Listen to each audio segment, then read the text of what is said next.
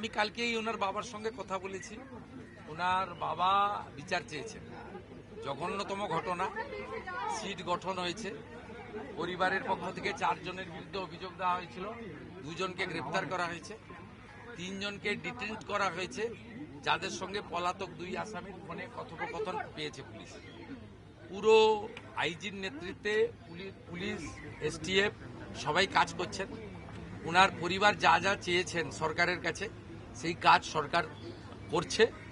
আমি আশা করি যে তদন্তের মাঝপথে আমার না বলাই ভালো, কিন্তু এটুকু আমি বলে দিচ্ছি, পরিবার যেভাবে জাস্টিস চেয়েছেন, পরিবার সরকার এবং পুলিশের কাছ থেকে যে যে সহযোগিতা চেয়েছেন সেটা তারা পাবেন।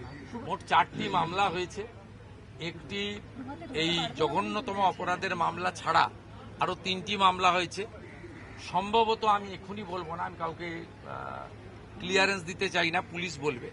যেটা মব লিঞ্চিং হয়েছে, এর পিছনে একটা কমিউনাল অ্যাঙ্গেল ছিল। রেল লাইনে যেভাবে রেলপথকে উপড়ানো হয়েছে, আমাদের অতীত ইতিহাস মনে পড়ছে। 2019-এর সিএ বিরোধী আন্দোলন বা কিছুদিন আগে ওয়াকফ অ্যামেন্ডমেন্ট বিরোধী আন্দোলন। তৃতীয় হচ্ছে সিআরপিএফের 2 জন জওয়ান আহত হয়েছেন, একটা পুলিশের গাড়িকে জ্বালানো হয়েছে। আপনারা নিশ্চিন্তে থাকুন, প্রথমটার তো বিচার দেব, ক্যাপিটাল পানিশমেন্ট দেব। ওর বাবা যা যা চেয়েছে সব করবে মুখ্যমন্ত্রী। সাথে সাথেই ফোনে কথা বলেছে। তো আমি খুশি যে ওনারা আমার আস্থা রেখেছেন। বাকি 3টে বিষয় যারা যুক্ত, যারা অতৃপ্ত আত্মা, ভোটে হেরে যারা ঘরে ঢুকে গেছিলেন, এখনো ঢুকে আছেন, এই তিনজন মিলে এই যে 3টে কাণ্ড করেছে না, এদেরকেও কিন্তু ভুগতে হবে।